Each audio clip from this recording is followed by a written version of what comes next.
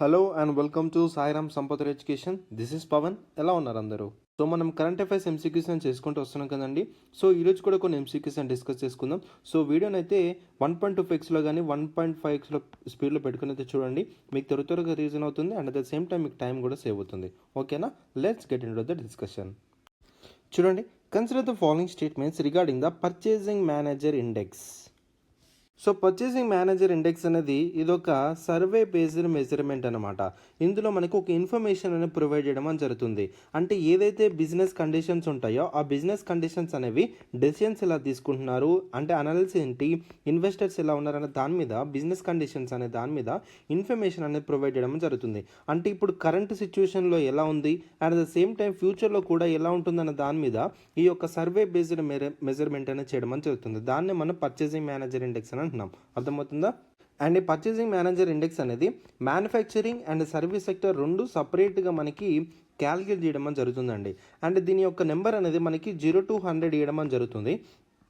ఒకవేళ ఇందులో మనకి 50 పాయింట్స్ అనేవి వచ్చాయనుకోండి, ఇట్ మీన్స్ అంటే ఇట్ విల్ అబోవ్ 50 వచ్చాయనుకోండి, అందులో ఏంటి, ఇది మనకి ఎక్స్పాన్షన్ అవుతున్నట్టు చెప్పడం జరుగుతుంది.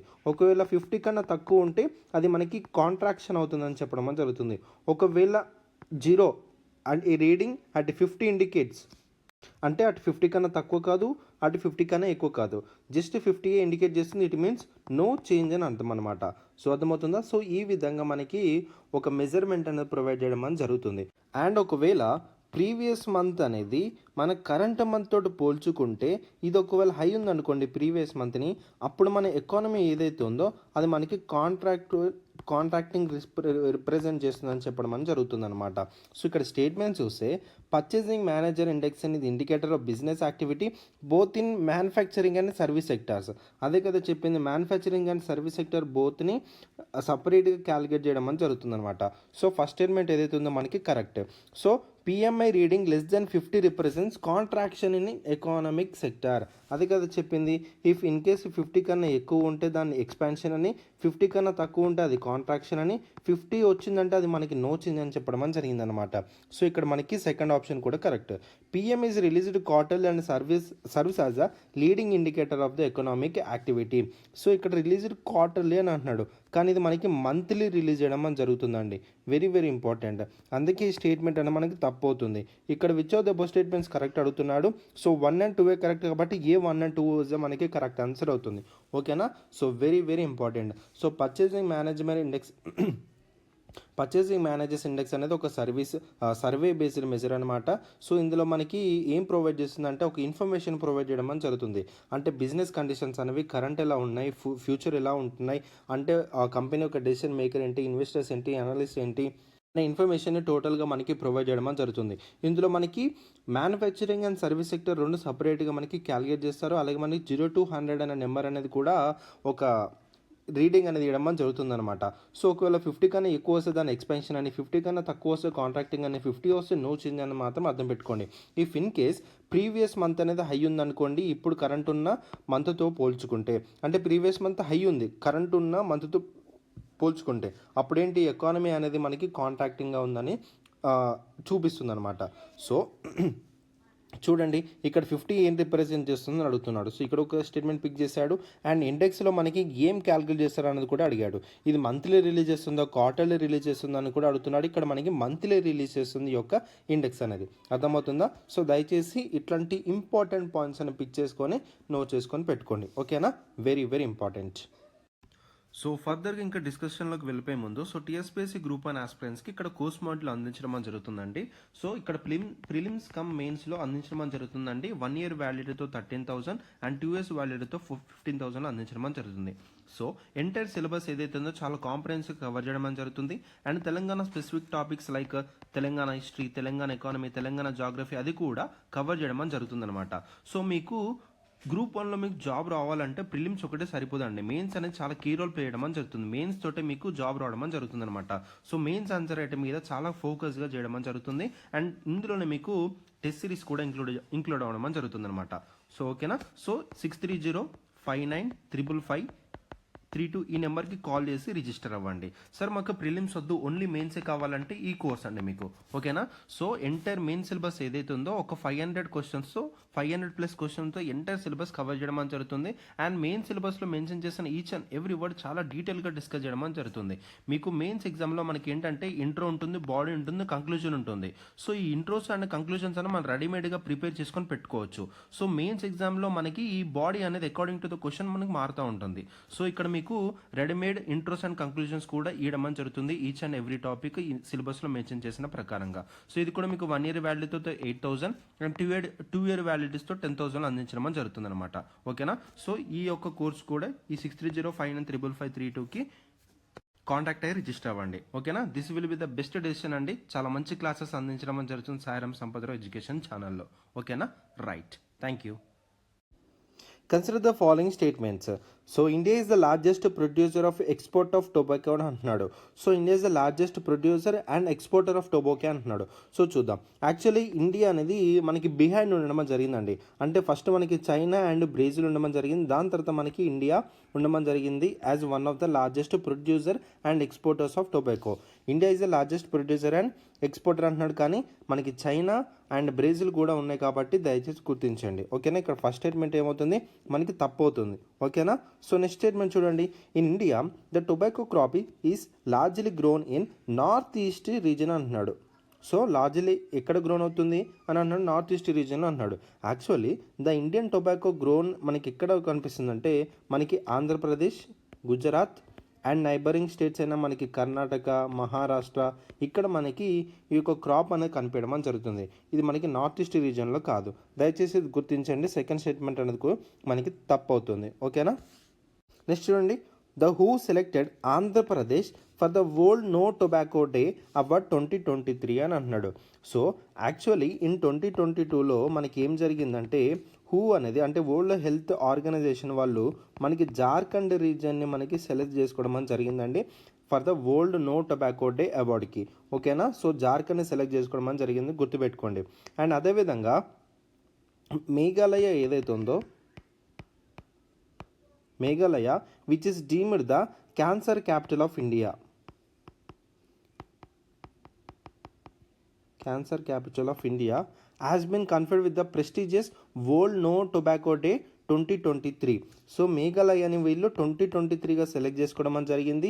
ఇన్ 2022లో మనకి జార్ఖండ్ సెలెక్ట్ చేసుకోవడం జరిగింది. ఇక్కడ మనకి who has selected the Andhra Pradesh for the world no tobacco day about 2023 అడుగుతున్నాడు. సో 2023 ఎవరు సెలెక్ట్ చేశారు, మనకి మేఘాలయాన్ని సెలెక్ట్ చేయడం జరిగింది హూ అనేది. ఇన్ 2022లో దీన్ని సెలెక్ట్ చేశారు, జార్ఖండ్ని సెలెక్ట్ చేశారు. సో దయచేసి ఈ పాయింట్ని గుర్తించండి, ఓకేనా. So very important. 2022లో ఎవరు, 2023 ఏంటి అనేది కూడా గుర్తించండి. How many of the states given about correct అంటున్నాడు. ఇక్కడ 3 స్టేట్మెంట్స్ తప్పండి, ఇక్కడ డి నన్ ఆన్సర్ అదే అవుతుంది, ఓకేనా. So India is the largest producer అని అన్నాడు, ఓకే. కానీ చైనా, బ్రెజిల్, దాని తర్వాత మనకి ఇండియా ఉండడం జరిగింది. దాని తర్వాత మనకి ఆంధ్రప్రదేశ్, గుజరాత్, మన కర్ణాటక, మహారాష్ట్ర ఈ రీజియన్లో మనకి టొబాకో అనేది ఎక్కువగా మనకి లార్జ్ గ్రో అవుతుంది. అండ్ హూ అనేది 2022లో మనకి జార్ఖండ్ సెలెక్ట్ చేసుకుంటే 2023ని మేఘాలయని సెలెక్ట్ చేసుకోవడం జరిగింది for the world no tobacco day award, ఓకేనా. Right. With reference to the International Criminal Court, consider the following statements. So, it is the first and only permanent international court with a jurisdiction to prosecute individuals for international crimes. Absolutely correct statement అండి. So, ICC, that International Criminal Court ఏదైతే ఉందో, it is an independent international organization and is not a part of UN అండి, United Nations ఏదైతే ఉందో it is not a part of the United Nations, it is an independent international organisation. Very important, గుర్తుపెట్టుకోండి, ఓకేనా. So first statement ఏదైతే ఉందో మనకి absolutely correct అనమాట, ఓకేనా. సో సెకండ్ స్టేట్మెంట్ చూడండి. The court has the power to arrest sitting heads of state or bring them to trial. Actually ఈ కోర్టుకి సిట్టింగ్ హెడ్స్ ఎవరైతే ఉన్నారో వాళ్ళని తీసుకొచ్చే పవర్ అనేది దీనికి లేదనమాట, అర్థమవుతుందా. So the court does not have the power to arrest sitting heads of state or bring them to trial. So second statement ఏంటి మనకి తప్పు అవుతుంది. So India is one of the signatories of ICC అని అంటున్నాడు. Actually India is not a member of ICC, not a member అండి. Very important point, గుర్తుపెట్టుకోండి. ఓకేనా. Third statement ఏదైతే ఉందో ఇది కూడా మనకి తప్పు అవుతుంది. ఇక్కడ how many statements given about correct అన్నాడు కాబట్టి ఓన్లీ వన్ స్టేట్మెంట్ అన్న మనకి కరెక్ట్ అవుతుంది. ఓకేనా. Very very important. దీని యొక్క హెడ్ క్వార్టర్స్ వచ్చి మనకి ఎక్కడ ఉన్నాయంటే హేగ్ నెదర్లాండ్స్లో మనకు ఉండడం జరిగిందండి. ఇక్కడ హేగ్ నెదర్లాండ్స్. ఓకేనా. సో దీని యొక్క హెడ్ క్వార్టర్స్ అనేవి కూడా చాలా చాలా ఇంపార్టెంట్, నోట్ చేసుకొని పెట్టుకోండి. సో దీని యొక్క ఆపరేషన్స్ అనేటివి మనకి 2002 నుంచి మనకి స్టార్ట్ అవడం జరిగింది. ఏది international criminal court of justice అనేది it is an independent international organisation and is not a part of the United Nations అనేది మాత్రం గుర్తుపెట్టుకోండి. దీని యొక్క హెడ్ క్వార్టర్స్ వచ్చేసి మనకి హేగ్ నెదర్లాండ్స్. దీని యొక్క ఆపరేషన్స్ 2002 నుంచి స్టార్ట్ అవడం జరిగింది. అండ్ సిట్టింగ్ హెడ్స్ ఎవరైతే ఉన్నారో వాళ్ళని తీసుకొచ్చి మనకి వాళ్ళని ట్రయల్కి తీసుకొచ్చే పవర్ అనేది ఈ కోర్టుకి లేదనమాట. అండ్ అదేవిధంగా ఇండియాని దీంట్లో సిగ్నేటరీగా ఉందంటే ఇండియా కూడా దీంట్లో సిగ్నేటరీగా లేదనమాట. సో దయచేసి ఈ పాయింట్స్ అనేవి మీరు గుర్తుపెట్టుకోండి, వెరీ వెరీ ఇంపార్టెంట్. సో ఇక్కడ ఆన్సర్ ఏంటి? ఏ అవుతుంది, only 1. Which institution launched the అంతర్దృష్టి డాష్ బోర్డ్? నీతి Aayog, RBI, SEBI, NPCI. So answer వచ్చేసి మనకి బి అండి. ఆర్బీఐ మనకి లాంచ్ చేయడం జరిగింది. సో అంతర్దృష్టి అనేది ఇది ఒక financial inclusion dashboard. So launched by reserve bank of India governor Shaktikant Das గారు లాంచ్ చేయడం జరిగిందనమాట. సో ఇందులో మనకి ఏం ప్రొవైడ్ చేస్తుంది? It provides insights required to assess and monitor the progress of financial inclusion by capturing relevant parameters. So అంతర్దృష్టి అనేది ఇది ఒక ఫైనాన్షియల్ ఇంక్లూజన్ డాష్బోర్డ్ అనే పాయింట్ అని గుర్తుపెట్టుకోండి. ఎవరు లాంచ్ చేస్తారు? మనకి ఇది ఆర్బీఐ లాంచ్ చేయడం జరిగింది. ఓకేనా. So very very important. So మన కాంపిటేటివ్ ఎగ్జామ్స్లో ఇట్లాంటి చిన్న చిన్న మనకి వస్తూ ఉంటాయండి. సో మనకి అడిగే ఛాన్సెస్ ఉన్నాయి కాబట్టి నేను ఈ యొక్క క్వశ్చన్ని తీసుకురావడం జరిగింది. ఓకేనా, right. The Mekadatu project aims to create a multi-purpose reservoir for electricity generation and drinking water supply in Karnataka on. అంటే ఏ రివర్ మీద ఈ యొక్క మేకదాతు ప్రాజెక్ట్ అనేది చేస్తున్నారని అడుగుతున్నాడు. So Pennar, Godavari, Krishna and Kaveri. Actually ఈ యొక్క మేకదాతు ప్రాజెక్ట్ అనేది మనకి 2 స్టేట్స్కి డిస్ప్యూట్గా ఉండడం జరిగిందండి. అటు కర్ణాటకకి, ఇటు తమిళనాడుకి. సో ఈ ప్రాజెక్ట్ చేపడుతుంది ఎవరంటే మనకి కర్ణాటక చేపట్టడం జరుగుతుంది. సో మేకదాతు ప్రాజెక్ట్ అనేది it aims to create multipurposes reservoir for electricity purpose కోసం అండ్ అదేవిధంగా డ్రింకింగ్ వాటర్ పర్పస్ కోసం తీసుకురావడం జరిగిందనమాట ఫర్ కర్ణాటక. సో ఏ రివర్ మీద చేస్తున్నారంటే రివర్ కావేరి మీద ఈ యొక్క ప్రాజెక్ట్ని చేపట్టడం అని జరిగిందనమాట. సో మనకి 1996లోనే ఈ యొక్క ఇనిషియల్ ప్లాన్ అని తీసుకురావడం జరిగింది. దాదాపు 9,000 కోట్లతో ఈ యొక్క ప్రాజెక్ట్ని నిర్మించడానికి తీసుకురావడం అని జరిగిందనమాట. అర్థమవుతుందా? సో కానీ తమిళనాడు గవర్నమెంట్ ఏదైతే ఉందో టోటల్గా ఈ యొక్క ప్రాజెక్ట్ని ఆపోజ్ చేసింది. ఎందుకంటే ఈ యొక్క లోవర్ రైపేరియన్ స్టేట్స్ ఏవైతే ఉన్నాయో అంటే లోతట్టు ప్రాంతాలు ఏవైతే ఉన్నాయో అక్కడ వాళ్ళకి చాలా ఇబ్బంది కలిగే ఛాన్సెస్ ఉన్నాయి కాబట్టి తమిళనాడు చాలా ఆర్గ్యూ చేసింది కర్ణాటక గవర్నమెంట్ మీద ఈ యొక్క మేకదాతు ప్రాజెక్ట్ ఏదైతే ఉందో. సో చాలా రోజుల కింద నుంచి ఈ యొక్క మేకదాతు ప్రాజెక్ట్ అని డిస్ప్యూట్గా ఉండడం జరిగింది కాబట్టి సో ఈ డిస్ప్యూట్స్ అనేవి ఎవరు క్లియర్ చేస్తారు? సుప్రీంకోర్టా, హైకోర్టా, లేకపోతే సెంట్రల్ గవర్నమెంటా అనేది పాయింట్ కూడా మీరు ఆలోచించి మీరు నోట్ చేసుకోవాలన్నా. సో మీ యొక్క ప్రిపరేషన్ అనేది ఆ విధంగా ఉండాలి. ఇది ఒక స్టేట్కి సంబంధించిన డిస్ప్యూట్స్ కాబట్టి సో సెంట్రల్ గవర్నమెంట్ చూసుకుంటుందా, సుప్రీంకోర్టు చూసుకుంటుందా, లేకపోతే ఏదైనా బాడీ ఉందా అనేది పాయింట్ కూడా మీరు చదువుకోవాలి. ఓకేనా. సో అలా ఇంటర్లింక్ చేసి మీరు ప్రతిదీ చదువుకోవాలి. ఓకేనా. సో ఇక్కడ ఆన్సర్ ఏమవుతుంది? మనకి డి కావేరి అవుతుంది. మీరు ఇక్కడ ఇంకేం చదువుకోవాలంటే కావేరీ రివర్కి సంబంధించిన ట్రిబ్యూటరీస్, దాని యొక్క ఆరిజినేషన్ ఎక్కడ ఉంది అండ్ ఎక్కడ మనకి డ్రైన్ అవుతుంది, ఏ స్టేట్ నుంచి పాస్ అవుతుంది అనే పాయింట్ కూడా మీరు చదువుకోవాలి. సో ఈ విధంగా ఒక టాపిక్ నుంచి మీరు చాలా స్మాల్ టాపిక్స్గా డివైడ్ చేసుకొని దానికి సంబంధించిన ఇన్ఫర్మేషన్ అంతా ఒక దగ్గర గ్యాదర్ చేసుకొని పెట్టుకుంటే మీకు చాలా బాగా ఉపయోగపడుతుంది. ఓకేనా. So very very important. So ఇక్కడ మీరు చేయాల్సిన ఇంపార్టెంట్ పాయింట్ ఏంటంటే మేకదాతు ప్రాజెక్ట్ గురించి మీకు తెలిసింది. సో ఎవరి మధ్య డిస్ప్యూట్ అయిన పాయింట్ మీకు తెలిసింది. దాని తర్వాత కావేరీ రివర్ మీద దీన్ని కడుతున్నారు. సో కావేరీ రివర్ సంబంధించిన టోటల్ ఇన్ఫర్మేషన్ అంతా రాసుకొని పెట్టుకోండి. అండ్ అదేవిధంగా ఇది ఒక మేకదాతు ప్రాజెక్ట్ అనేది మనకి డిస్ప్యూట్లో ఉంది కాబట్టి 2 స్టేట్స్ అనేవి డిస్ప్యూట్లో ఉంది కాబట్టి సో ఆ డిస్ప్యూట్ అనేది ఎవరు క్లియర్ చేస్తారు? సెంట్రల్ గవర్నమెంటా, సుప్రీంకోర్టా, లేకపోతే ఏదైనా బాడీ ఉందా అనేది చూసుకొని టోటల్గా మనకి ఇన్ఫర్మేషన్ అంతా గ్యాదర్ చేసుకొని పెట్టుకోండి. ఓకేనా. So very very important. అర్థమవుతుందా? Right. Doctor Anil Kakodkar committee was mention in the news is related to which of the following అని అంటున్నాడు. So dealing spurious drugs, road accidents in India, safety of Indian railways, modernisation of police forces. So doctor Anil Kakodkar committee అనేది మనకి ministry of railways వాళ్ళు మనకి appoint చేయడం అని జరిగిందనమాట. ఎవరు అపాయింట్ చేశారు? మినిస్ట్రీ ఆఫ్ రైల్వేస్ వాళ్ళు. సో ఒక high level safety review committee అనేది మనకి చేయడం అని జరిగింది under the chairmanship of doctor Anil Kakodkar. So టోటల్గా ఈ యొక్క ఇండియన్ రైల్వేస్ మీద సేఫ్టీస్ అనే ఎలా దాని మీద టోటల్ రివ్యూ చేయడానికి ఈ యొక్క కమిటీని ఏర్పరచడం అని జరిగింది మినిస్ట్రీ ఆఫ్ రైల్వేస్ వాళ్ళు. Very very important. So committee ఇచ్చిన రికమెండేషన్స్ అనేవి చూసుకుంటే ఇక్కడ ఒక అడ్వాన్సింగ్ సిగ్నలింగ్ సిస్టమ్ అనేది మీరు అడాప్ట్ చేసుకోవాలని చెప్పేసి రికమెండ్ అనేది ఇచ్చిందనమాట. చాలా రికమెండేషన్స్ అనేవి ఇచ్చేయండి. సో నాట్ ఓన్లీ దట్, అంటే చిన్న చిన్న మైనర్ మిస్టేక్స్ ఉన్నాయి అండ్ కొన్ని బాడీస్ అనేవి ఎస్టాబ్లిష్ చేయాలి అని చెప్పడం అని జరిగింది. బట్ కమిటీ అనేది దేనికి రికమెండ్ చేశారో, ఏ మినిస్ట్రీ అనేది మనకి అపాయింట్ చేసింది అనేది మనకి ఇంపార్టెంట్ కాబట్టి అది చదువుకుంటే సరిపోతుంది. సో ఇక్కడ మనకి ఆన్సర్ సి అవుతుంది. సేఫ్టీ ఆఫ్ ఇండియన్ రైల్వేస్ గురించి మనకి ఈ యొక్క అనిల్ కట్కోర్ కమిటీని మనకి ఎస్టాబ్లిష్ చేయడం అని జరిగిందనే పాయింట్ మీరు గుర్తుపెట్టుకోవాలి. ఓకేనా? So very very important. Mangaluru, Chandigarh and Padu region often seen in news is related to which of the following? Lithium deposit site, gold reserve sites, largest monazite reserves, strategic petroleum reserve. So government of India అనేది కొన్ని ఏం చేస్తుందంటే, కొన్ని ఏదైనా natural disasters వల్ల ఈ యొక్క oil related crisis అనేవి రాకుండా కొన్ని స్ట్రాటజిక్ పెట్రోలియం రిజర్వ్స్ అనేవి మనకి ఏర్పరచడం అని జరిగిందండి. స్ట్రాటజిక్ పెట్రోలియం రిజర్వ్స్ అనేవిటివి అర్థమవుతుందా? సో ఇందులో మనకి టోటల్గా 2 phases అని ఉండమని జరిగింది. సో phase 1లో కొన్ని strategic petroleum crude oil storages అనేవి చేయడం అని జరిగింది విత్ 5.33 MMT స్టోరేజ్ కెపాసిటీతో. అది ఎక్కడెక్కడ చేసింది? మనకి విశాఖపట్నం ఆంధ్రప్రదేశ్ దగ్గర, అండ్ అదేవిధంగా మనకి Paduru reason Karnataka reason, and అదేవిధంగా మనకి Mangalore in the Karnataka reason. ఇది మనకి టోటల్గా ఫస్ట్ ఫేజ్ అనమాట. అండ్ అదేవిధంగా సెకండ్ ఫేజ్లో కూడా కొన్ని రిజర్వ్స్ అనేవి కూడా చేయడం అని జరిగింది. సో ఎక్కడది? చండీగఢ్, ఒడిశా, అండ్ అదేవిధంగా మనకి పాడూరు రీజన్, కర్ణాటక. సో ఈ యొక్క రీజన్స్ని టోటల్గా మనకి స్ట్రాటజిక్ పెట్రోలియం రిజర్వ్స్ అనడం జరుగుతుంది అనమాట.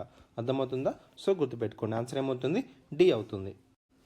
Consider the following: world development report, global financial stability report, ease of doing business, world social protection report, remittance report. Which of the above reports are released by world bank అంటున్నాడు. Very very important అండి. So world bank అనేది ఇది ఒక international financial institution అన్నమాట. ఇది మనకి with the result of the Bretton Wood conference in the year 1944లో మనకి ఎస్టాబ్లిష్ చేయడం అని జరిగింది. Very very important. ఇది ఏం చేస్తుందంటే, ఇది మనకి ఫైనాన్షియల్ అసిస్టెన్స్ ప్రొవైడ్ చేస్తుంది, అండ్ అదేవిధంగా పాలసీ అడ్వైస్ ఇస్తుంది, అండ్ అదేవిధంగా టెక్నికల్ ఎక్స్పర్టైజ్ని కూడా ప్రొవైడ్ చేయడం జరుగుతుంది టు ద డెవలపింగ్ కంట్రీస్కి ప్రొవైడ్ చేయడం జరుగుతుంది అనమాట. So very very important. So రీసెంట్గా మనకి అజయ్ బంగా అనే పర్సన్ మనకి వరల్డ్ బ్యాంక్కి ప్రెసిడెంట్గా ఛార్జ్ చేసుకోవడం జరిగింది. అందుకే మనకి న్యూస్లో ఉంది. సో వరల్డ్ బ్యాంక్ అనేది మనకి కొన్ని రిపోర్ట్స్ అనేవి కూడా పబ్లిష్ చేస్తుందండి, మనకి చాలా చాలా important.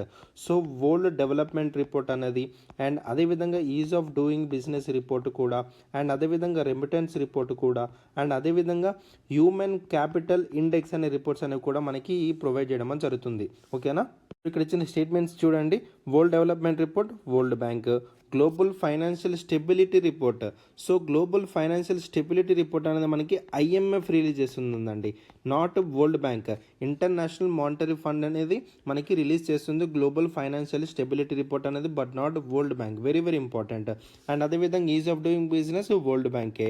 And world social protection report అనేది మనకి ఇది ILO రిలీజ్ చేస్తుందండి. ఇంటర్నేషనల్ లేబర్ ఆర్గనైజేషన్ వాళ్ళు ఈ యొక్క వరల్డ్ సోషల్ ప్రొటెక్షన్ రిపోర్ట్ అనేది రిలీజ్ చేస్తుంది. రెమిటెన్స్ రిపోర్ట్ మనకి వరల్డ్ బ్యాంక్ రిలీజ్ చేయడం జరుగుతుంది. సో ఇక్కడ మనకి 1, 3 and 5 అంటే ఇక్కడ ఆప్షన్ సి అనేది మనకి కరెక్ట్ ఆన్సర్ అవుతుంది. ఓకేనా? So very very important. So ఇక్కడ మీరు చూస్తున్న ఇంపార్టెంట్ పాయింట్స్ ఏంటి? World bank, IMF and ILO. So వీటికి సంబంధించిన ఇన్ఫర్మేషన్ అంతా గ్యాదర్ చేసుకోండి, అండ్ ఏ రిపోర్ట్స్ రిలీజ్ చేస్తుంది అనేది కూడా మీరు చదువుకొని పెట్టుకోవాలి. Very very important. With reference to the World Environment Day, consider the following statements. World environment day. ఇది మనకి ఎవ్రీ ఇయర్ 5th జూన్న మనకి సెలబ్రేట్ చేసుకోవడం అని జరుగుతుందండి. సో ఇక వరల్డ్ ఎన్విరాన్మెంట్ డే ఎవరు మనకి ఎస్టాబ్లిష్ చేశారంటే మనకి యుఎన్ జనరల్ అసెంబ్లీ వాళ్ళు మనకి చేయడం అని జరిగిందనమాట. సో ఇన్ ద ఇయర్ 1972 మనకి first day of Stockholm conference అని మనకి హెల్డ్ అవడం అని జరిగింది ఆన్ హ్యూమన్ ఎన్విరాన్మెంట్ మీద. ఆ పర్టికులర్ డేని తీసుకొని మనకి June 5th వరల్డ్ ఎన్విరాన్మెంట్ డేగా ఎస్టాబ్లిష్ చేయడం అని జరిగింది by the United Nations General Assembly వాళ్ళు. As a result of the Stockholm conference మనకి యుఎన్ఏపీ కూడా మనకి ఎస్టాబ్లిష్ చేయడం అని జరిగింది, క్రియేట్ చేయడం అని జరిగింది. ఏంటది UNEP? United Nations environment programme. Very very important, గుర్తుపెట్టుకోండి ఒక పర్టికులర్ పాయింట్ అనేది. అర్థమవుతుందా? సో మనకి ఫస్ట్ వరల్డ్ ఎన్విరాన్మెంట్ డే ఎప్పుడు సెలబ్రేట్ చేసుకున్నారంటే in the year 1974. So in the year 1972లో మనకి ఇది ఎస్టాబ్లిష్ చేశారు. ఏది? వరల్డ్ ఎన్విరాన్మెంట్ డే అనేది 1974లో మనకి first world environment day celebrate చేసుకోవడం జరిగింది with the theme only one earth. Very very important. So only one earth అనే థీమ్ అనేది ఎప్పుడు? It is the first world environment day in the year 1974. So మనకి 2023లో కూడా ఈ పర్టికులర్ ఇయర్లో కూడా థీమ్ అనేది కూడా తీసుకురావడం జరిగిందండి. అదేంటంటే solution to plastic pollution. Very very important, గుర్తుపెట్టుకోవాలండి ఈ పాయింట్స్ అనేటివి మీరు. అండ్ ఈ 2023 సెలబ్రేట్ చేసుకునే వరల్డ్ ఎన్విరాన్మెంట్ డే ఏదైతే ఉందో it is the 50th anniversary of world environment day అండి. Very very important. సో మన ఇండియా వచ్చేసి మనకి 45th సెలబ్రేషన్ని మనకి హోస్ట్గా చేసుకోవడం అని జరిగిందనమాట. సో ఇన్ ద ఇయర్ 2018లో ఇండియా మనకి వరల్డ్ ఎన్విరాన్మెంట్ డేకి హోస్ట్గా నిలవడం అని జరిగింది. అప్పుడు ఇండియా 2018లో హోస్ట్గా ఉంది. అప్పుడున్న థీమ్ ఏంటి సార్ అంటే beat plastic pollution. Very very important. So India in 2018 hosted the 45th celebration of the World Environment Day under the theme Beat Plastic Pollution. Very very important. ఓకేనా? మరి 2023 ఎవరు హోస్ట్గా ఉన్నారు సార్ అంటే the year 2023 world environment day is hosted by the Cote d'Ivoire in Netherland in partnership with నెదర్లాండ్స్లో మనకి చేయడం అని జరిగిందనమాట. ఓకేనా? So very very important. So ఇక 2023 వరల్డ్ ఎన్విరాన్మెంట్ ఏదైతే it is the 50th anniversary అనమాట. సో వెరీ వెరీ ఇంపార్టెంట్, గుర్తుపెట్టుకునే ఒక పర్టికులర్ పాయింట్ అనేది. ఇక్కడ చూసుకుంటే first statement the theme for the world environment day on 5th June 2023 will focus on solution to the plastic pollution under the campaign beat plastic pollution. ఈ యొక్క beat plastic pollution మనకి ఎప్పుడు తీసుకురావడం జరిగింది? మనకి 2018 ఇండియా మనకి 45th సెలబ్రేషన్ అప్పుడు తీసుకురావడం జరిగింది అనమాట. Beat plastic pollution under the ఈ యొక్క క్యాంపెయిన్లోనే మనకి ఈ యొక్క సొల్యూషన్ టు ప్లాస్టిక్ పొల్యూషన్ అనే వరల్డ్ ఎన్విరాన్మెంట్ డే రోజున 2023 ఈ థీమ్ అనేది తీసుకురావడం జరిగింది అనమాట. సో ఫస్ట్ స్టేట్మెంట్ అనేది మనకి అబ్సల్యూట్లీ కరెక్ట్ అని. ఓకేనా? So India AIIMS to increase it's non Faasil fuel energy capacity to 500 GW by 2035 అంటున్నాడు. సో యాక్చువల్లీ మనకి ఈ యొక్క నాన్ ఫ్యూయల్ ఎనర్జీ అంటే ఇప్పుడు ఫాజిల్ ఫ్యూయల్స్ అంటే మనకి పెట్రోల్, డీజిల్, సో వీటిపైన డిపెండ్ అయ్యి మన ఎనర్జీ అనేది కన్జ్యూమ్ చేసుకోవడం అని జరుగుతుంది. సో ఇక పెట్రోల్, డీజిల్ వాటి మీద కాకుండా నాన్ ఫాజిల్ ఫ్యూయల్ ఎనర్జీ అనేది వాటి మీద మనం డిపెండ్ అవ్వాలని చెప్పేసి అండ్ నాన్ ఫ్యూజల్ ఫ్యూయల్ ఎనర్జీ కెపాసిటీకి మనము 500 GW చేరుకుంటామని చెప్పేసి కొన్ని టార్గెట్స్ అని పెట్టుకోవడం అని జరిగిందండి ఇండియాని. నాట్ ఓన్లీ ఇండియా, చాలా డెవలపింగ్ కంట్రీస్ వాళ్ళు యొక్క టార్గెట్స్ని రీచ్ కావాలని పెట్టుకున్నారు. ఎందుకంటే ఈ యొక్క నాన్ ఫాజిల్ ఫ్యూయల్స్ వల్ల మనకి ఏం జరుగుతుంది? మనకి ఎన్విరాన్మెంట్కి చాలా హానికరంగా జరుగుతుంది due to the green house gases అనమాట.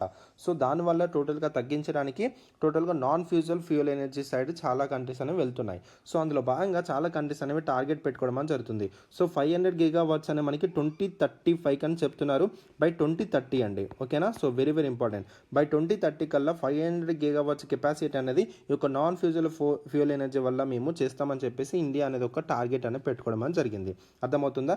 అండ్ అదేవిధంగా ఇండియా అనేది నెట్ జీరో ఎమిషన్స్ కూడా మనకి 2070 కల్లా మేము రీచ్ అవుతామని ఒక టార్గెట్ అనేది పెట్టుకోవడం అని జరిగిందనమాట. అర్థమవుతుందా? సో ఈ టార్గెట్స్ అనేవి మీకు చాలా చాలా చాలా ఇంపార్టెంట్ అండి. మీరు ఏం చేయాలంటే ఇండియా అనేది ఈ యొక్క నెట్ జీరో ఎమిషన్స్కి అండ్ అదేవిధంగా నాన్ ఫ్యూయల్ ఎనర్జీకి కెపాసిటీ అనేది ఎంత జనరేట్ చేస్తుంది అనే దాని మీద ఈ కొంచెం అప్పుడప్పుడు టార్గెట్స్ అనేవి చేంజ్ అవుతున్నాయి రీసెంట్ టైంలో చూసుకుంటే. అర్థమవుతుందా? సో ఇప్పుడు నేను చెప్పేది దాదాపు జూన్ మంత్ కరెంట్ అఫైర్స్ కాబట్టి అందులో ఉన్న డేటా తీసుకొని నేను చెప్తున్నాను. సో ఇప్పుడు మన అప్డేట్ యూపీఐకి సంబంధించిన ఇన్ఫర్మేషన్ వస్తే మాత్రం తప్పకుండా ఈ టార్గెట్స్ అనేవి కొంచెం డేట్స్ అనేవి మారచ్చు, లేకపోతే 500 గిగావాట్స్ కాకుండా కొంచెం ఈ యొక్క టార్గెట్ అని తగ్గొచ్చు. సో దయచేసి ఈ యొక్క ఇన్ఫర్మేషన్ చాలా జాగ్రత్తగా చూసి మీరు నోట్ చేసుకోవాలి. అర్థమవుతుందా?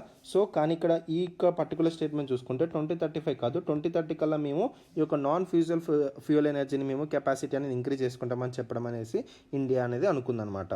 ఓకేనా? సో ఇక్కడ which of the above statements are correct అడుగుతున్నాడు. సెకండ్ స్టేట్మెంట్ మనకు తప్పు అవుతుంది, ఫస్ట్ స్టేట్మెంట్ మనకు కరెక్ట్ అవుతుంది, కాబట్టి ఏ వన్ ఓన్లీజా మనకి కరెక్ట్ ఆన్సర్ అవుతుంది.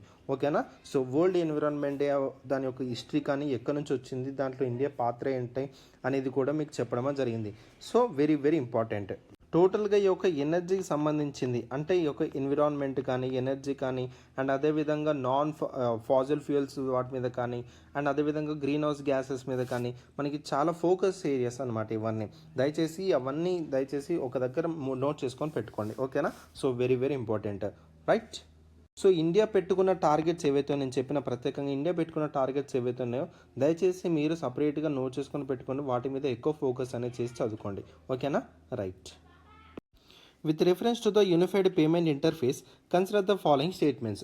యూనిఫైడ్ పేమెంట్ ఇంటర్ఫేస్ యూపీఐ అని కూడా అంటాం, ఇది మనకి షార్ట్ ఫామ్లో. దీని యొక్క ఫుల్ ఫామ్ అనేది మీకు చాలా చాలా important. So unified payment interface గుర్తుపెట్టుకోండి, ఇది ఒక డిజిటల్ పేమెంట్ సిస్టమ్ అనమాట. సో ఇందులో మనకి యూజర్ అనేవాడు మనకి బోత్ అంటే లైక్ అటు రిసీవ్ చేసుకోవచ్చు అండ్ అదేవిధంగా మనీ కూడా సెండ్ చేయడం అని జరుగుతుంది. అర్థమవుతుందా? అంటే డైరెక్ట్గా మనీ అనేది డెబిట్ అవ్వడం అని జరుగుతుంది డైరెక్ట్ కస్టమర్స్ బ్యాంక్ అకౌంట్ నుంచి. సో ఈ యొక్క నేషనల్ పేమెంట్ ఇంటర్ఫేస్ ఏదైతే యూపీఐ ఏదైతే ఉందో ఇది ఎవరు డెవలప్ చేశారంటే మనకి ఎన్పిసిఐ వాళ్ళు మనకి డెవలప్ చేయడం అని జరిగింది in the year 2016. Very very important point. National payment corporation of India వాళ్ళు ఈ యొక్క యూపీఐని డెవలప్ చేయడం అని జరిగిందనమాట.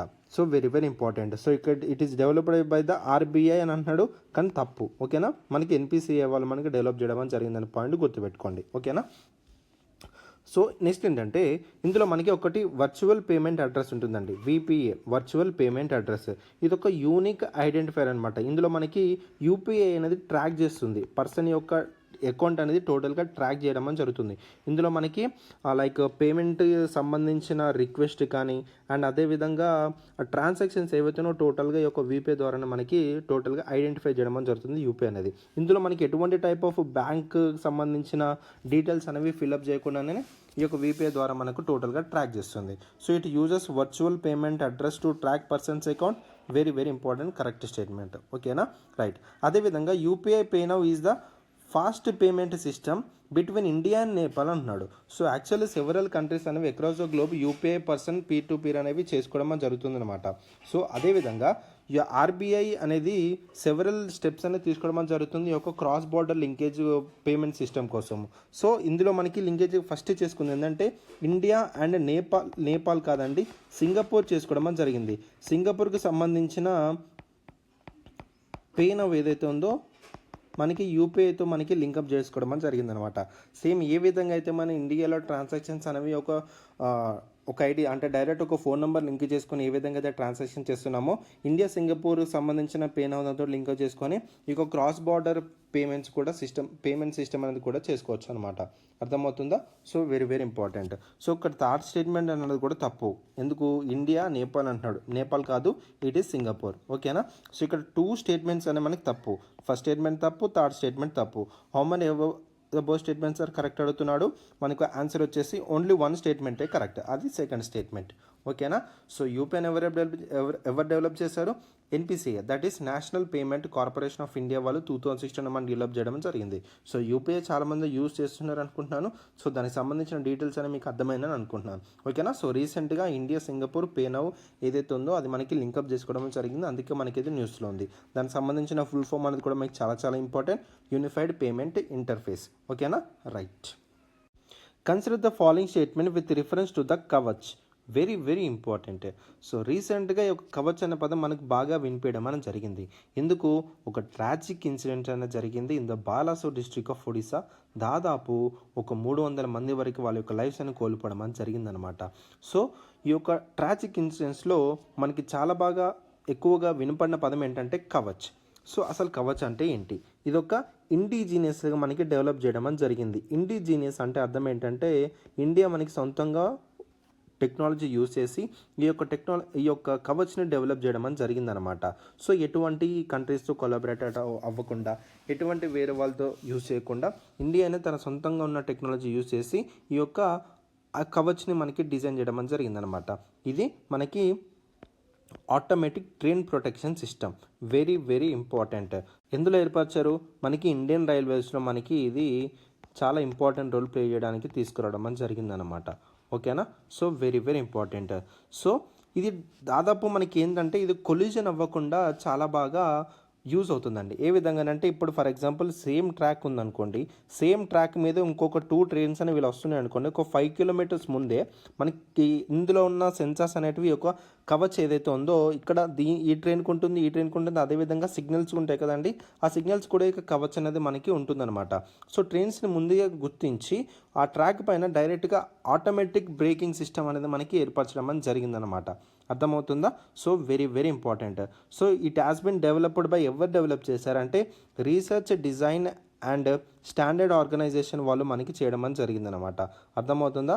So in collaboration with Indian industry, అంటే లైక్ ఇండియన్ రైల్వే వాళ్ళు మన అదేవిధంగా వేరే మినిస్ట్రీ వాళ్ళతో కలిపి చేశారనమాట.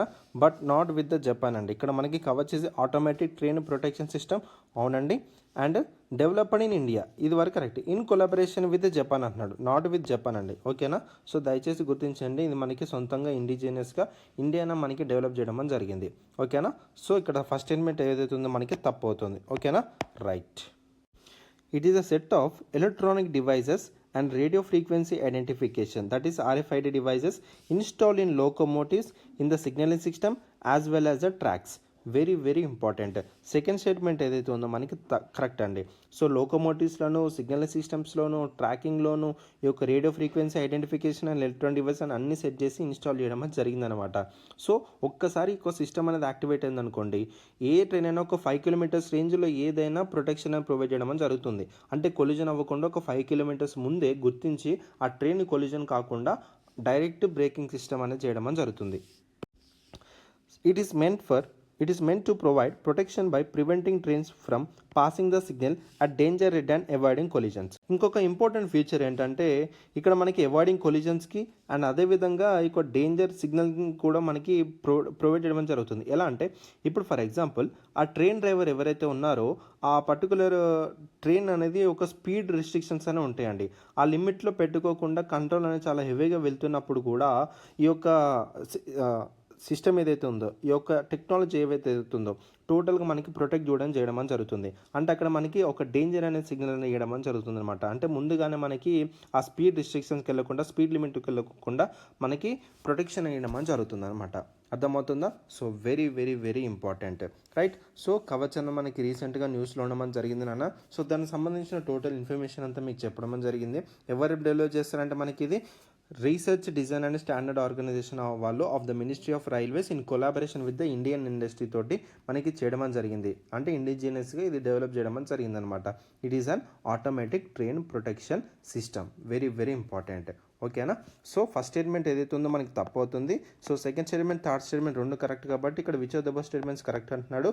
సో ఓన్లీ 2 స్టేట్మెంట్స్ మాత్రమే కరెక్ట్ అనమాట. అర్థమవుతుందా? So very very very important, right. Consider the following pairs. DNA sequencing వచ్చేసి ఇది ఒక జనరల్ ల్యాబొరేటరీ టెక్నిక్ అనమాట. So for determining the exact sequence of nucleotides in the DNA molecule. So ఆ DNA మాలిక్యూల్లో exact sequencing అనేది determine చేసి ఆ సీక్వెన్స్లో పెట్టడాన్ని DNA sequencing అనడం జరుగుతుందన్నమాట. సో ఫస్ట్ స్టేట్మెంట్ అనేది మనకి కరెక్ట్. సో నెక్స్ట్ డిఎన్ఏ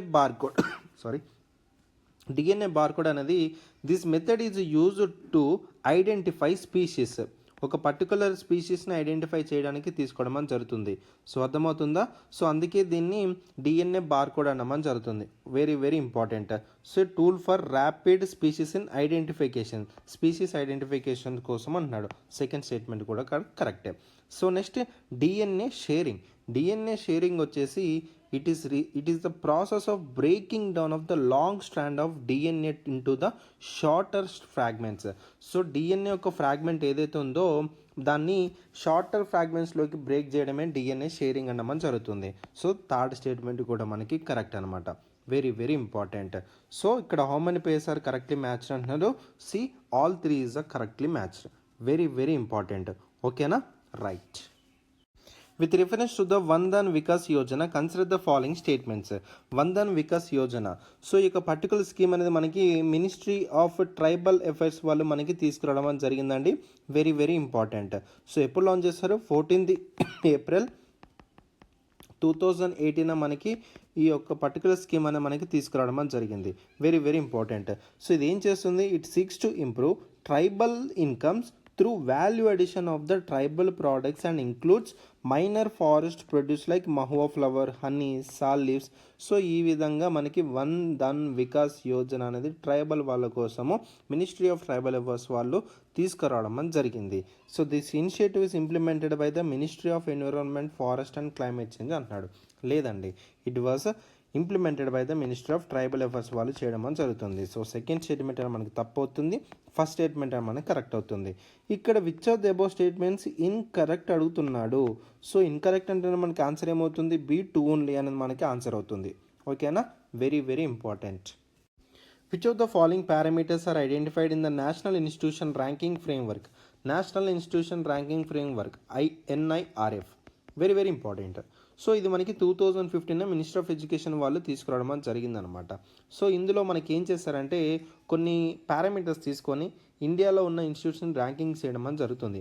ఆ పారామీటర్స్ ఏంటనే మీకు చాలా చాలా ఇంపార్టెంట్ తెలుసుకోవాలి. So teaching, learning and resources ఈ యొక్క parameter, and research and professional practices ఇదొకటి, and graduation outcomes and outreach and inclusivity, and అదేవిధంగా పర్సెప్షన్ అనే పారామీటర్ కూడా తీసుకొని క్యాలిక్యులేట్ చేయడం జరుగుతుంది. సో ఇక్కడ 1, 2, 3, 4 అనే కరెక్ట్ కాబట్టి select the correct answer using the code given below. C all of the above is మనకి కరెక్ట్ ఆన్సర్ అవుతుంది.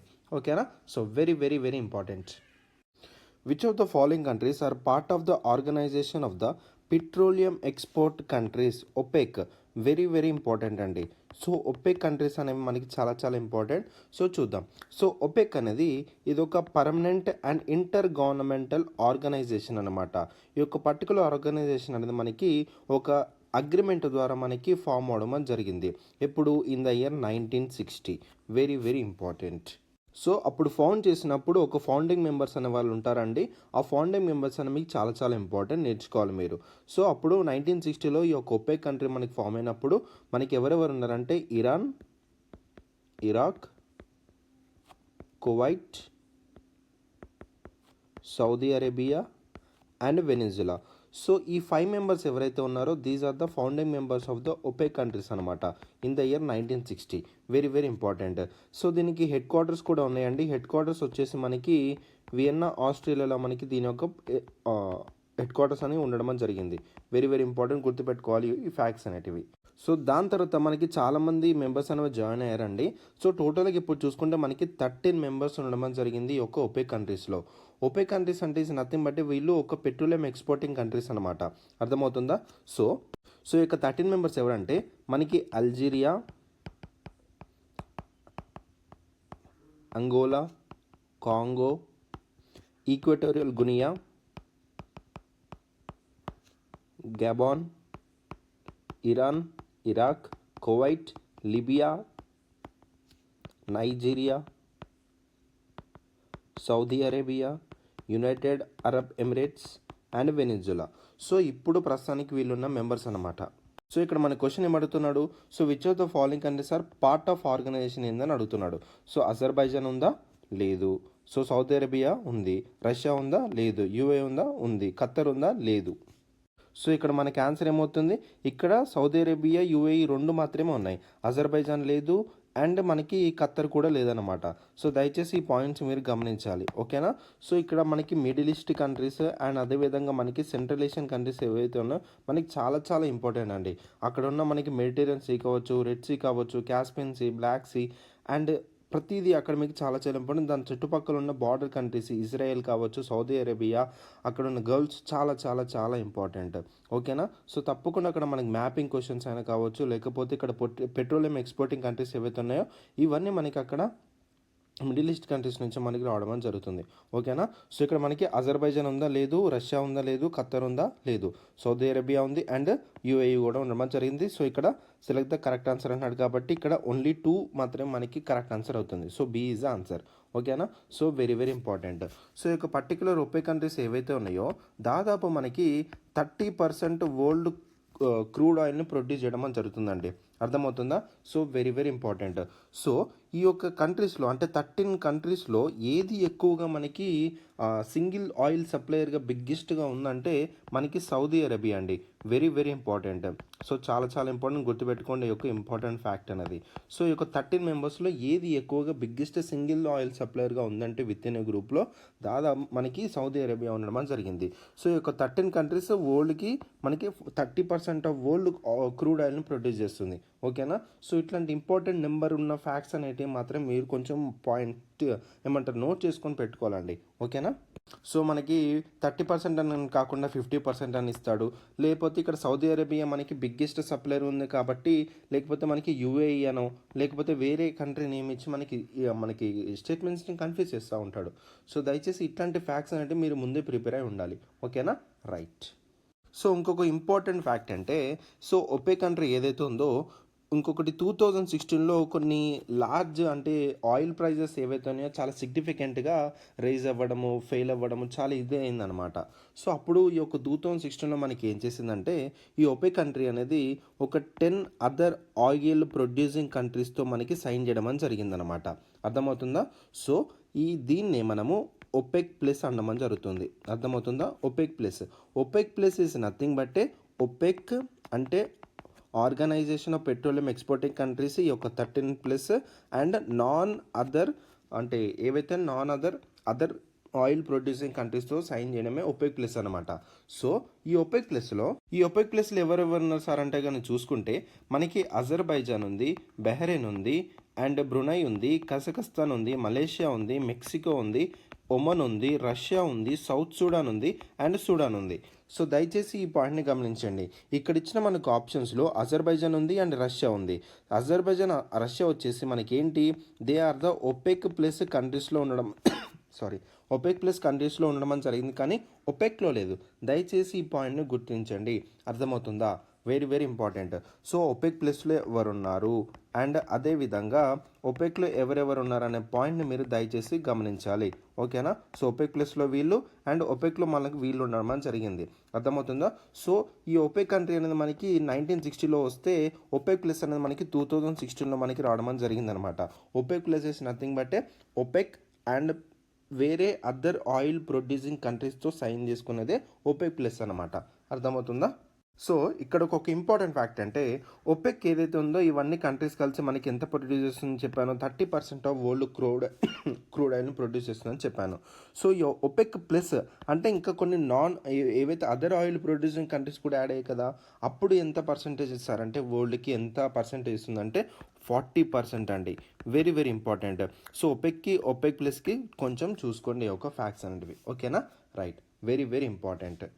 సో ఒపెక్ ప్లస్కి మీకు క్లియర్ కట్ ఒక అర్థమైందని అనుకుంటున్నాను. ఓకేనా. వెరీ వెరీ ఇంపార్టెంట్ ఈ యొక్క ఫ్యాక్ట్స్ అనేటివి. ఈ యొక్క ఫ్యాక్ట్స్ మీరు ముందే నోట్ చేసుకొని పెట్టుకున్నారనుకోండి, న్యూస్లో ఏదన్నా మీకు ఈ ఒపెక్ గురించి కానీ ఒపెక్ ప్లస్ గురించి వచ్చినప్పుడు అది మీరు అప్డేట్ చేసుకుంటూ ఉంటే సరిపోతుంది. ఓకేనా. Right. Recently, the Chinese president chaired the inaugural Chinese Central Asia Summit. In this context, the Central Asia region comprises which of the following countries? So question అర్థమైందని అనుకుంటున్నాను. సెంట్రల్ ఏషియన్ రీజియన్స్లో మనకి ఏ కంట్రీస్ ఉంటాయని అడుగుతున్నాడు. So Kazakhstan, Saudi Arabia, Uzbekistan, Tajikistan. Very very important. So central Asia రీజియన్స్లో టోటల్గా మనకి 5 countries అనేవి ఉంటాయండి. సో మ్యాప్ చూపించి ఎక్స్ప్లెయిన్ చేస్తాను, జాగ్రత్తగా వినండి. సో చూడండి, ఇక్కడ మనకి కజకస్తాన్ ఉంది, ఉజ్బెకిస్తాన్ ఉంది, కిర్గిస్తాన్ ఉంది, తుర్కమెనిస్తాన్ ఉంది, తజికిస్తాన్ ఉంది. సో ఈ 5 కంట్రీస్ ఏవైతే ఉన్నాయో ఇవి మనకి ఏంటి సెంట్రల్ ఏషియన్ రీజియన్ అనమాట. Very very important. సో ఏంటంటే అవి Kazakhstan, Kyrgyzstan, Tajikistan and Turkmenistan and Uzbekistan. Very very important. ఓకేనా? సో అదేవిధంగా దీనికి ఏ కంట్రీ బార్డర్ అయి ఉన్నదనేది కూడా చాలా చాలా ఇంపార్టెంట్, నేర్చుకోవాలి మీరు. సో ఇక్కడ మనకి క్యాస్పియన్ సీ ఉంది, ఇక్కడ మనకి అరల్ సీ ఉంది. అరల్ సీ ఎక్కడ లొకేట్ అయి ఉంది, క్యాస్పియన్ సీ బార్డర్ కంట్రీస్ ఏంటి అనేది కూడా మీరు చూసుకోవాలి. సో ఇక్కడ మన క్వశ్చన్ చూసుకుంటే కజకస్తాన్, సౌదీ అరేబియా ఉందా? సౌదీ అరేబియా లేదు. సో ఉజ్బెకిస్తాన్ ఉంది, తజికిస్తాన్ ఉంది. సో 1, 3, 4 అనేది మనకి కరెక్ట్ ఆప్షన్ అవుతుంది. సో సి ఈజ్ మనకి కరెక్ట్ ఆన్సర్. ఓకేనా? So very very important. Mapping questions మీకు చాలా చాలా ఇంపార్టెంట్ అండి. సో సెంట్రల్ ఏషియన్ రీజన్స్ కావచ్చు, ఇప్పుడు చెప్పిన ఒపెక్ కంట్రీస్ కావచ్చు. సో మీకు క్వశ్చన్స్ వస్తాయి. సో వీటి మీద నుంచి మన బార్డర్ కంట్రీస్ ఫామ్ చేయడం కానీ, సో మనకి ఏదో ఒక దగ్గర నుంచి క్వశ్చన్ అనేది పిక్ చేయొచ్చు. సో ఇవన్నీ మనకి ఉన్న ఫ్యాక్చువల్ డేట్ ఇవంతా. సో మ్యాపింగ్ అనేది మీ యొక్క మైండ్లో ఎప్పుడూ ఉండాలన్నమాట. Very very important, right? So ఈ క్వశ్చన్ అర్థమైంది అనుకున్నాను. నెక్స్ట్ వెళ్దాం. With reference to the Chandrayaan 3 consider the following statements. So చూద్దాం. సో చంద్రయాన్ 3 అనేది మనకి రీసెంట్గా లాంచ్ చేయడం అనేది జరిగింది. So very very important. So దానికి సంబంధించిన ఫ్యాక్చువల్ డేటాను కూడా మనం చదువుకోవాలి. సో రీసెంట్లీ మనకి ఇస్రో చైర్మన్ అయిన ఎస్ సోమనాథ్ గారు అనౌన్స్ చేయడం అనేది జరిగింది. చంద్రయాన్ 3 మిషన్ అనేది షెడ్యూల్ చేస్తున్నాము, లాంచ్ చేస్తున్నాము అనేసి. సో ఇంత మంత్ మనకి జూలైలో మనకి సక్సెస్ అవడం కూడా జరిగిందనమాట. ఓకేనా? Right. So Chandrayaan 3 is the successor of the Chandrayaan 2 అనమాట. సో చంద్రయాన్ 2కి successor Chandrayaan 3. So very very important. So ఇక్కడ ఏంటంటే మనకి another soft landing on lunar surface of the moon మీద మనకి చేయడం అనేది జరుగుతుంది. సో ఇందులో మనకి ల్యాండర్ అండ్ రోవర్ అనేది సిమిలర్గా ఉండడం అనేది జరుగుతుంది, exact that of Chandrayaan 2. So Chandrayaan 2లో మనకి ల్యాండర్, లోవర్ అండ్ ఆర్బిట్ కూడా ఉండడం జరిగింది. బట్ చంద్రయాన్ 3 వచ్చేసరికి ఓన్లీ మనకి ల్యాండర్ అండ్ రోవర్ మాత్రమే ఉన్నాయని, కానీ ఆర్బిట్ మాత్రం లేదు. దయచేసి ఈ యొక్క పాయింట్ని గమనించండి. It will be a mission repeat of Chandrayaan 2 but will only include a lander and orbit అంటున్నారు. కానీ ల్యాండర్ అండ్ ఇక్కడ మనకి రోవర్ అండ్ ఉంది, కానీ ఆర్బిటర్ అనేది లేదనమాట, which is similar to that of Chandrayaan 2. అర్థమవుతుందా? సో చంద్రయాన్ 2లో మనకి వచ్చేసి ల్యాండర్, రోవర్ అండ్ అదేవిధంగా ఆర్బిట్ కూడా ఉంది. చంద్రయాన్ 3 వచ్చేసరికి which is similar to Chandrayaan 2 but lander, rover మాత్రమే మనకి సిమిలర్ ఉన్నాయి, కానీ ఆర్బిట్ అనేది లేదు. దయచేసి ఈ పాయింట్ని గమనించండి. సో అందుకే మనకి ఫస్ట్ స్టేట్మెంట్ ఏదైతే ఉందో ఇది ఇన్కరెక్ట్ అవుతుంది. ఓకేనా? Very very important. సో ఈ యొక్క పర్టికులర్ మిషన్ అనేది చంద్రయాన్ 3 అనేది సతీష్ ధావన్ స్పేస్ సెంటర్ అయిన శ్రీహరికోట నుంచి లాంచ్ చేయడం జరుగుతుంది. సో ఆ పర్టికులర్ ఏదైతే ఉందో లాంచ్ చేయడానికి ఒక వెహికల్ కావాలి కదా. ఆ వెహికల్ ఏంటంటే జిఎస్ఎల్వి మార్క్ 3 అనమాట. Very very important. GSLV mark 3 ద్వారా ఈ యొక్క సతీష్ ధావన్ స్పేస్ సెంటర్ నుంచి ఈ యొక్క చంద్రయాన్ 3ని లాంచ్ చేయడం అని జరిగిందనమాట. So very very important. So second statement ఏదైతే ఉందో ఇది మనకి కరెక్ట్ అవుతుంది. ఇక్కడ which of the above statements correct అడుగుతున్నాడు కాబట్టి ఇక్కడ B2 ఓన్లీ ఇస్ మనకి కరెక్ట్ ఆన్సర్. ఓకేనా? So very very important, right? అర్థమైందా? సో ఇంకొంచెం ఫ్యాక్చువల్ డేటాని మనం ముందు క్లాసులో చదువుకుందామండి. ఓకేనా? సో దయచేసి ఇప్పుడు మీరు ఏం చేయాలంటే చంద్రయాన్ 2, చంద్రయాన్ 3 సంబంధించిన టోటల్ ఇన్ఫర్మేషన్ అంతా మీ యొక్క నోట్బుక్స్లో ఉండాలి. అర్థమవుతుందా? సో ప్రతి ఒక్కటి దానికున్న డిఫరెన్స్ ఏంటి, దీనికున్న డిఫరెన్స్ అంటే, అది ఎందుకు సక్సెస్ కాలేదు, ఇది ఎందుకు సక్సెస్ అయింది అనేది పాయింట్స్ అన్ని కొంచెం మెన్షన్ చేసుకొని పెట్టుకోండి. ఎందుకంటే మనకి 2023లో జరిగిన ఈ యొక్క ఇంపార్టెంట్ ఈవెంట్ అనమాట సైన్స్ అండ్ టెక్నాలజీలో చంద్రయాన్ 3 అనేది. సో అర్థమవుతుందా? సో తప్పకుండా దీని మీద క్వశ్చన్ దిగడానికి మనకు ఛాన్స్ ఉంది కాబట్టి so don't neglect this Chandrayaan topic ఏదైతే ఉందో. సో దయచేసి కొంచెం ఫోకస్గా దానికి సంబంధించిన ఇన్ఫర్మేషన్ అంతా పెట్టుకొని చదువుకోండి. ఓకేనా? Right. Consider the following statement in the context of discretionary powers. So discretionary powers. So చూద్దాం. Both president and governor of states have constitutional discretionary powers అంటున్నాడు. Very very important. ఇక్కడ మనం గమనించాల్సిన పాయింట్ ఏంటంటే president, governor and constitutional discretionary powers. So actually ప్రెసిడెంట్కి కానీ గవర్నర్కి కానీ కాన్స్టిట్యూషనల్ డిస్క్రిషనరీ పవర్స్ ఉన్నాయా అని అడుగుతున్నాడు. యాక్చువల్లీ డిస్క్రిషనరీ పవర్స్ అనేవి మనకి 2 టైప్స్గా మనం చెప్పుకోవచ్చు. ఒకటి వచ్చేసి మనకి కాన్స్టిట్యూషనల్ డిస్క్రిషనరీ అంటే కాన్స్టిట్యూషన్ ప్రొవైడ్ చేయడం అని జరిగింది. ఇంకొకటి మనకి సిచ్యువేషన్ ఏదైనా అరైజ్ అయినప్పుడు అప్పుడు ప్రెసిడెంట్ కానీ గవర్నర్ కానీ ఆ సిచ్యువేషన్కి తగ్గట్టు నడుచుకొని ఒక అడ్వైస్ తీసుకోవడమో ఇన్ఫర్మేషన్ తీసుకోవడమో జరుగుతుంది. అది సిచ్యువేషనరీ డిస్క్రిషనరీ పవర్ అనమాట. సో ఇక్కడ చూసుకుంటే మనకి ప్రెసిడెంట్కి ఎటువంటి type of constitutional discretionary powers అనేవి లేవు. అర్థమవుతుందా? ఓన్లీ సిచ్యువేషనల్కి ఏదైనా అరైజ్ అయినప్పుడు మాత్రమే డిస్క్రిషన్ ఆఫ్ మనకి పవర్స్ అనేవి ఉంటాయి. అర్థమవుతుందా? సో సిచ్యువేషనల్కి తగ్గట్టు ఉన్న ఏంటి సార్ అంటే లైక్ మనకి లోక్‌సభలో రూలింగ్ పార్టీ ఏదైనా మెజారిటీ గాని లాస్ అయినప్పుడు, అప్పుడు లోక్‌సభని డిసొల్యూషన్ చేసే పవర్ ప్రెసిడెంట్‌కి ఉండడం జరుగుతుంది. అది మనకి సిట్యుయేషనల్‌కి సంబంధించిన డిస్క్రిషనరీ పవర్. లేకపోతే ప్రైమ్ మినిస్టర్‌ని అపాయింట్ చేసేటప్పుడు పార్లమెంట్‌లో హంగ్ పార్లమెంట్ ఏర్పడిందనుకోండి. అప్పుడు ప్రైమ్ మినిస్టర్‌ని ఎవరిని చేయాలనే దిశలో అపాయింట్‌మెంట్ చేసే దిశలో మనకి ఆ ఒక సిట్యుయేషన్‌కి తగ్గట్టు డిస్క్రిషన్ పవర్ అనేది ఉండడం జరుగుతుంది ప్రెసిడెంట్‌కి. బట్ కాన్స్టిట్యూషన్ అనేది ఎటువంటి టైప్ ఆఫ్ డిస్క్రిషనరీ అనేది ప్రొవైడ్ చేయలేదు. దయచేసి ఈ పాయింట్‌ని గమనించండి. కనుక గవర్నర్ మాత్రము మనకి కాన్స్టిట్యూషనల్ డిస్క్రిషనరీ పవర్స్ అనేవి మనకి మెన్షన్ చేయబడి ఉన్నదన్నమాట. అర్థమవుతుందా? So very very important. So ఒక ఎగ్జాంపుల్ చెప్పాలంటే అకార్డింగ్ టు ఆర్టికల్ 200 ద్వారా ఇండియన్ కాన్స్టిట్యూషన్‌లో మనకి ఏం చేసింది, ఏదైనా legislative of assembly of state అంటే స్టేట్‌లో ఉన్న లెజిస్లేటివ్ బాడీ ఒక బిల్లు పాస్ చేసినప్పుడు ఆ బిల్లు మనకి గవర్నర్ దానికి అసెంట్ చేయడం అంటే యాక్సెప్ట్ చేయడం కానీ, విత్ హోల్డ్ పెట్టుకోవడం కానీ అవన్నీ మనకు ఉంటాయి. అదేవిధంగా ఆ పర్టికులర్ బిల్ని ప్రెసిడెంట్‌కి మనకి ఏం చేస్తారు, ప్రెసిడెంట్‌కి కూడా కన్సిడర్ చేయడానికి ప్రెసిడెంట్ దగ్గర కూడా పంపించడం అని జరుగుతుంది. సో ఇదొక డిస్క్రిషనరీ పవర్ ఆఫ్ గవర్నర్ అని చెప్పొచ్చు. అది మనకి కాన్స్టిట్యూషనల్ ప్రొవైడ్ చేయడం అని జరిగిందనమాట. అర్థమవుతుందా? So very very important. And అదేవిధంగా ఇంకొక బెస్ట్ ఎగ్జాంపుల్ చెప్పాలంటే ఆర్టికల్ 356 అండి. ఆర్టికల్ 356 ఏం చెప్తుంది, recommendations for the implementation of your president rule in state. So అదొక డిస్క్రిషనరీ పవర్ అనమాట. ఆర్టికల్ 356 ఏంటి, it is a president rule అనమాట. Very very important. President rule అంటే అర్థం ఏంటి సార్, ఏదైనా స్టేట్ కానీ అకార్డింగ్ టు కాన్స్టిట్యూషనల్ ప్రొసీజర్లు నడుచుకోకపోతే అక్కడ మనము ప్రెసిడెంట్ రూల్ని అప్లై చేయడం అని జరుగుతుంది by the central government. Article 356ని యూజ్ చేయడం అని జరుగుతుంది. ఈ ఆర్టికల్ 356ని మనకి టోటల్గా ఇంప్లిమెంట్ చేసేది సెంట్రల్ గవర్నమెంట్ అయినా అక్కడ మనకి రికమెండ్ చేసేది ఎవరు, మనకి గవర్నర్ రికమెండ్ చేయడం అని జరుగుతుందన్నమాట. అర్థమవుతుందా? So very very important. So ఇలా మనకి గవర్నర్కి కాన్స్టిట్యూషనల్ డిస్క్రిషనరీ పవర్స్ అని మనకి మెన్షన్ చేయబడి ఉన్నాయి, కానీ ప్రెసిడెంట్కి ఎటువంటి type of constitutional discretionary powers అనేవి లేవు. బట్ సిచ్యువేషనల్కి డిస్క్రిషనరీ పవర్స్ ఉన్నాయన్నమాట. సో ఇక్కడ both president and governor of state have constitutional discretionary powers అంటున్నాడు. సో ఇక్కడ ఫస్ట్ స్టేట్మెంట్ ఏదైతే ఉందో ఇన్కరెక్ట్ అవుతుంది. సో ప్రెసిడెంట్ ఎవరైతే ఉన్నారో ఆ డిస్క్రిషనరీ పవర్స్ అనేవి అంటే మెన్షన్ చేయబడలేదు. బట్ ఏంటంటే on aid and advice of council of ministers మీద టోటల్గా ప్రెసిడెంట్ నడవడం అని జరుగుతుందన్నమాట. సో టోటల్గా ఒక కౌన్సిల్ ఆఫ్ మినిస్టర్స్కి ఒక పపెట్ లాగా పనిచేస్తాడని మనం చెప్పుకోవచ్చు ప్రెసిడెంట్ అనే పర్సన్. ఓకేనా? So very very important. So గుర్తుపెట్టుకోండి ఈ యొక్క ఇంపార్టెంట్ ఫ్యాక్ట్స్ అనేటివి. ఓకేనా? సెకండ్ స్టేట్మెంట్ చూడండి, the reservation of a bill for the president consideration is a situational discretionary of governor of state అంటున్నాడు. యాక్చువల్లీ నేను చెప్పాను ఈ యొక్క పర్టికులర్ సిచ్యువేషనల్ డిస్క్రిషనరీ ఏదైతే ఉందో అంటే ఏదైనా ఒక సిచ్యువేషన్ ఎరైజ్ అయినప్పుడు, కానీ రిజర్వేషన్ ఆఫ్ బిల్ ఏదైతే ఉందో ఏదైనా గవర్నర్ దగ్గరికి ఏదైనా బిల్ వచ్చినప్పుడు తను దాన్ని యాక్సెప్ట్ చేయొచ్చు, తన దగ్గరనే పెట్టుకోవచ్చు, లేకపోతే తన ప్రెసిడెంట్కి కూడా పంపించవచ్చు కన్సిడర్ చేస్తారా లేదా అనే దాని మీద కూడా. సో అది మనకి కాన్స్టిట్యూషనల్ ఇచ్చిన పవర్ అనమాట గవర్నర్కి. సో కానీ సిచ్యువేషనల్ డిస్క్రిషనరీ పవర్ కాదు. సో అట్లాంటప్పుడు ఈ reservation of a bill for president consideration situational discretionary of governor అని ఎలా అంటాడు.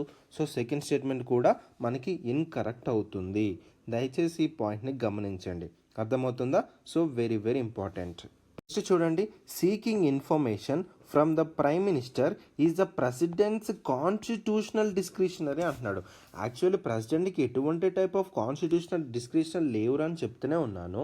అట్లాంటప్పుడు ఇక్కడ కాన్స్టిట్యూషనల్ డిస్క్రిషన్ అని అంటాడు, ఎలా అంటాడు, నేను ఇప్పుడే చెప్పాను. ఏదైనా ప్రైమ్ మినిస్టర్ని లైక్ ఇన్ఫర్మేషన్ని తీసుకోవడం కానీ, లేకపోతే ప్రైమ్ మినిస్టర్ అపాయింట్ చేసేటప్పుడు ఆ పార్లమెంట్లో హంగ్ సిచ్యువేషన్ ఏర్పడినప్పుడు కానీ అట్లాంటప్పుడు ప్రెసిడెంట్ సిచ్యువేషనల్ డిస్క్రిషనరీ పవర్స్ మీద మనకి యాక్ట్ చేయడం అని జరుగుతుంది. అట్లాంటప్పుడు ఈ యొక్క థర్డ్ స్టేట్మెంట్ కూడా మనకి తప్పు అవుతుంది.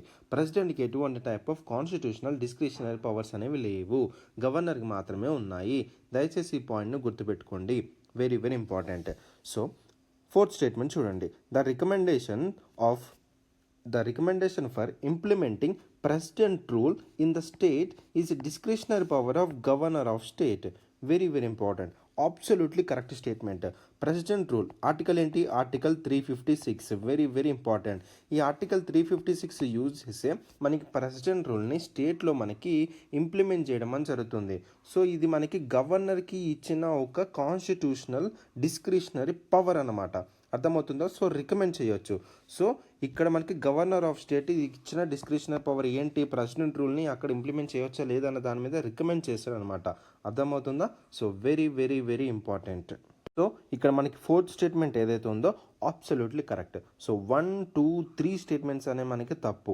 సో ఇక్కడ which of the above statements మనకి కరెక్ట్ అంటున్నాడు కాబట్టి ఓన్లీ 1 స్టేట్మెంట్ మాత్రమే మనకి కరెక్ట్ అయినాయి. అంటే ఫస్ట్ స్టేట్మెంట్ అని కాదు, అక్కడ ఇచ్చిన 4 స్టేట్మెంట్లో ఒకటే ఒక స్టేట్మెంట్ కరెక్ట్ కాబట్టి ఆ ఓన్లీ 1 అనేది మనకి కరెక్ట్ ఆన్సర్ అవుతుంది. That is fourth statement. అర్థమవుతుందా. సో గవర్నర్ అండ్ ప్రెసిడెంట్, దయచేసి ఈ 2 టాపిక్స్ మీద మీరు నోట్స్ అనేవి ప్రిపేర్ చేసుకొని పెట్టుకోవాలి ఇప్పటివరకు లేకపోతే. అర్థమవుతుందా. సో గవర్నర్కు ఉన్న ఆర్టికల్స్ ఏంటి, ప్రెసిడెంట్కు ఉన్న ఆర్టికల్స్ ఏంటి, గవర్నర్ ఎలా ఎన్నుకుంటారు, ప్రెసిడెంట్ ఎలా ఎన్నుకుంటారు, అదేవిధంగా గవర్నర్ యొక్క అంటే ఈ యొక్క పొజిషన్ని మనం వేరే కంట్రీ నుంచి ఎక్కడి నుంచి తీసుకున్నాం, అండ్ ప్రెసిడెంట్ యొక్క పొజిషన్ని మనం ఏ కంట్రీ నుంచి తీసుకున్నాం అనే దాని మీద కూడా నోట్ చేసుకొని పెట్టుకోండి. అండ్ అదేవిధంగా గవర్నర్స్కి ఉన్న పవర్ ఏంటి, ప్రెసిడెంట్కి ఉన్న పవర్స్ ఏంటి అనేది టోటల్గా ఇన్ డీటెయిల్గా మీ దగ్గర నోట్స్ అనేది ఉండాలి. Very very very important. Right. So discretionary powers గురించి మీకు అర్థమైందని అనుకుంటున్నాను. రైట్. సో ఇంకా ఇన్ డీటెయిల్గా మీ నోట్స్లో ప్రిపేర్ చేసుకొని పెట్టుకొని ఒకసారి రివిజన్ చేసుకున్నారు అనుకోండి, చాలు, సరిపోతుంది. అర్థమవుతుందా. సో డిస్క్రిషనరీ పవర్స్ గురించి ఎప్పుడన్నా మీకు న్యూస్లో వచ్చినప్పుడు కూడా ఇప్పుడు నేను చెప్పే ఇన్ఫర్మేషన్ ఒక్కసారి మీ మైండ్లో రివైజ్ అవ్వాలి. అర్థమవుతుందా. అప్పుడే మీరు ఒక ట్రాక్లో ఉన్నట్టు ప్రిపరేషన్లో. Right.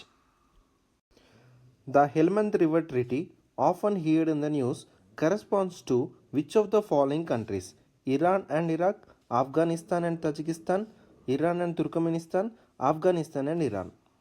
So Helmand river. So ఈ యొక్క హెల్మంత్ రివర్ గురించి కొన్ని ఇంపార్టెంట్ ఫ్యాక్ట్స్ అనేవి మీకు తెలియాలి. సో ఈ యొక్క హెల్మంత్ రివర్ అనేది ఆఫ్ఘనిస్తాన్లో ఉన్న మనకి one of the longest river అనమాట. ఆఫ్ఘనిస్తాన్ క్యాపిటల్ సిటీ అయినా మనకి కాబుల్లో మనకి ఆరిజినేట్ అవడం అని జరుగుతుంది. So very very important. Map చూపిస్తే మీకు క్లియర్గా ఉంటుంది. మ్యాప్ చూపిస్తాను, జాగ్రత్తగా వినండి. చూడండి, ఇది ఎక్కడ మనకి లొకేట్ అవ్వడం అని జరిగింది. ఇది మనకి ఆఫ్ఘనిస్తాన్లో మనకి లొకేట్ అవ్వడం అని జరిగింది ఒక రివర్ అనేది. సో చూడండి, ఇది మనకి హెల్మంత్ రివర్ అనమాట. సో చూడండి, ఇది మనకి హెల్మంత్ రివర్. ఓకేనా. So very very important. So Helmand river మనకి ఇక్కడ కాబుల్లో ఒకటే ఉంటుందండి. ఇక్కడ మనకి హిందూకుష్ మౌంటైన్స్ అని కూడా ఉంటాయి. ఈ యొక్క వెస్టర్న్ హిందూకుష్ మౌంటైన్ రేంజ్ నుంచి నియర్ కాబుల్లో మనకి ఆరిజినేట్ అవ్వుకుంటూ ఆఫ్ఘనిస్తాన్ నుంచి మన ఫ్లో అవ్వుకుంటూ ఇక్కడ లేక్ హ్యామన్ అని ఉంటుందండి. ఇదే మనకి లేక్ హ్యామన్. సో ఇది మనకి ఇరాన్లో లొకేట్ అవ్వడం అని జరిగిందనమాట. ఈ యొక్క లేక్ హ్యామన్లో మనకి డ్రైన్ అవడం అని జరుగుతుంది. అర్థమవుతుందా. So very very important. ఈ యొక్క లేక్ హ్యామన్ మనకి ఎక్కడ లొకేట్ అయింది, ఇరాన్లో లొకేట్ అవ్వడం అని జరిగింది. It is largest fresh water lake in Iran. Very very important fact. Largest fresh water lake in Iran. ఓకేనా. సో గుర్తుపెట్టుకునే యొక్క ఫ్యాక్ట్ అనేది. సో హెల్మంత్ రివర్ అని వచ్చేసి మనకి longest river in Afghanistan.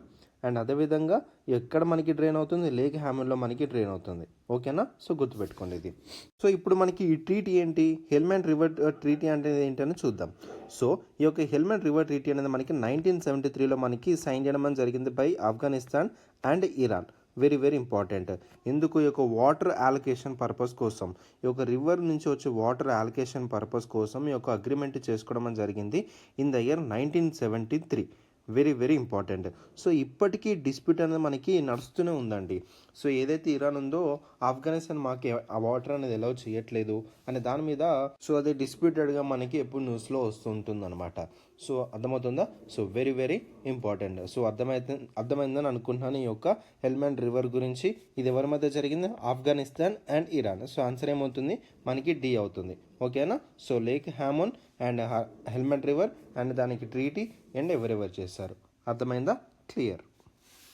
Consider the following statements. Budapest Convention on Cybercrime was the first international treaty addressing the internet and cybercrime by harmonizing the national laws. So చూద్దాం. So Budapest convention అనేది ఇది cyber crime మీద ఒక convention అనమాట.